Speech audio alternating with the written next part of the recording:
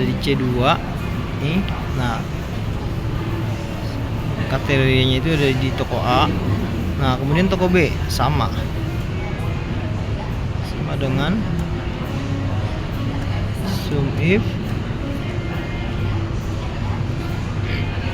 Kita mau ambil toko B dari sini,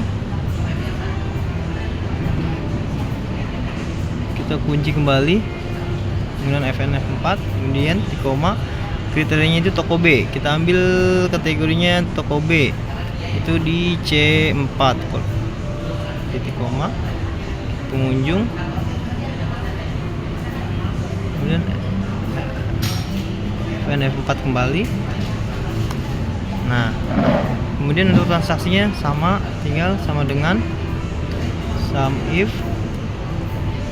data toko B yang ingin kita ambil. Nah, kita ke kategori toko B, kita scroll sampai bawah, kemudian kunci kembali rumusnya FNF4, kemudian titik koma, itu toko B ada di kolom C4, koma, kemudian yang kita ambil transaksi. Nah, kita ke kolom transaksi ada di F2 sampai dengan F13, kunci lagi 4, kemudian ini sudah semua sama. Berikutnya pun ikutin sama semuanya. Nah, untuk membuat pivot table itu cukup gampang, tinggal kamu blok semuanya. Nah, kemudian tinggal insert pivot table.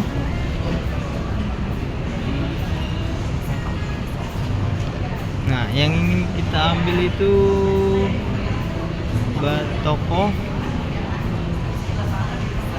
Kita ambil toko, kemudian kategori, kemudian total penjualan.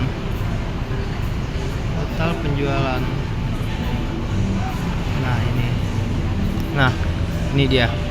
Ini di sini itu penjualan tertinggi ada di toko A. Ya. Kemudian kombinasi toko terus kategori yang memiliki penjualan tertinggi. Untuk kombinasi penjualan kategori tertinggi itu, nah ini sudah saya buat tadi.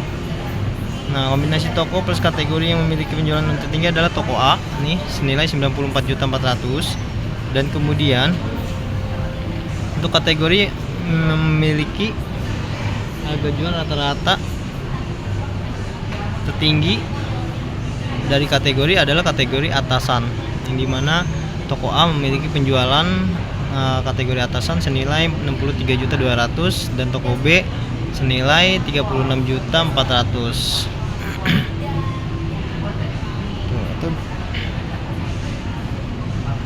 Dan kemudian itu balik lagi. Nah, untuk conference target rata-rata. Nah, untuk conditional formatting, conference-nya itu kan rata-rata target perusahaan 25%. Tinggal kita blok kolomnya. Nah, kemudian tab conditional formatting.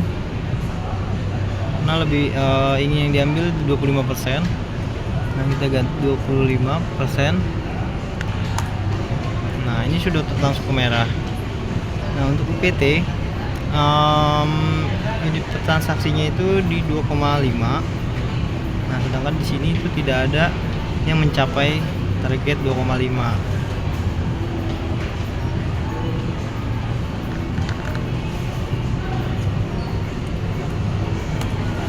Nah, untuk ATV-nya tersendiri 300.000. Ini tadi udah saya confidentialin.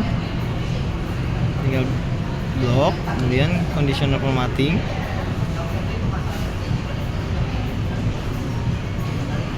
Nah, ini 300.000. 300. Oke, sudah. Jadi untuk ini sudah semua. Itu. Nah, kemudian yang terakhir itu adalah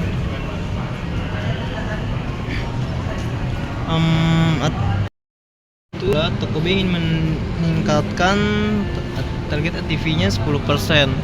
Nah, ingin kita ambil ATV itu penjualan dibagi transaksi, penjualan dibagi transaksi.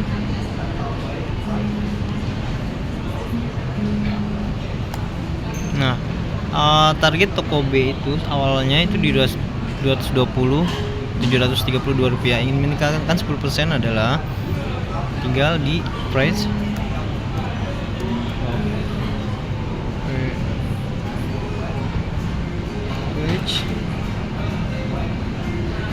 ya, 220 tutup kurung dikali 1,1 kurung.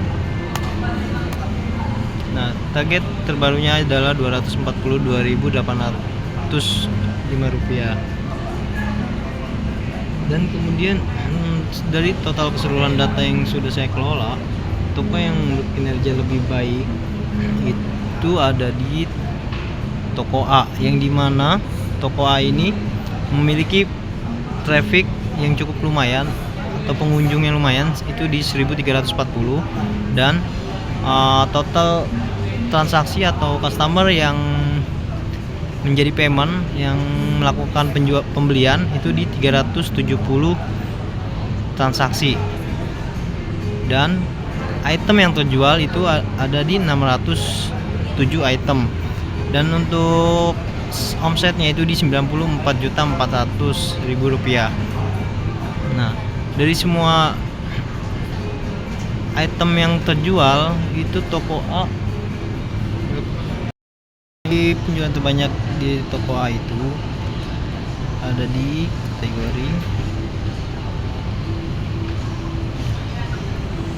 kategori atasan.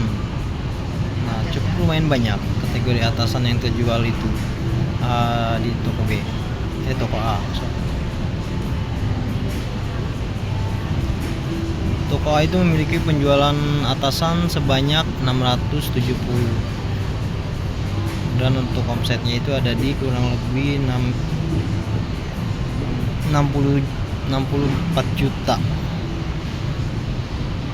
dimana tadi udah dibuat table-nya. Nah, toko A memiliki penjualan atasan terbanyak senilai 63.200.000.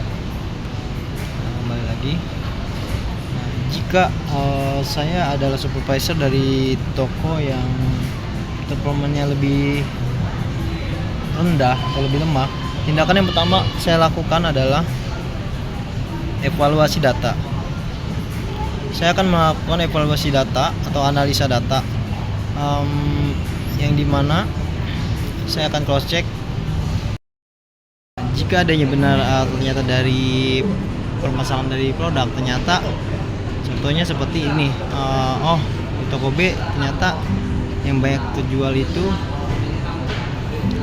adalah atasan. Rata-rata dari toko saya itu penjualan terbanyak tiap bulannya itu atasan. Nah, mau tidak mau saya akan perbanyak stok dari kategori atasan, dan saya akan adakan promo bundling atau buy to save more dengan bawahan. Jadi yang dimana untuk cross selling melakukan penjualan item bawahan.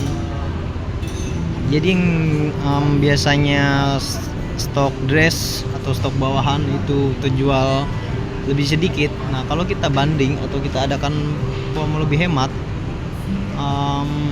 customer pun langsung berpikir, oh iya, ini lebih murah kalau banding. Nah, jadi benefit buat customer ada, benefit buat kita juga ada.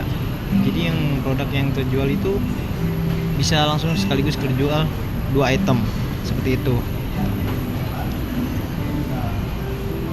Nah, kalau ternyata dari sudah melakukan action plan atau sudah dieksekusi ternyata masih tidak bisa juga, langsung kita evaluasi strategi, kita rubah strategi yang ada seperti itu. Sekian dari saya, terima kasih.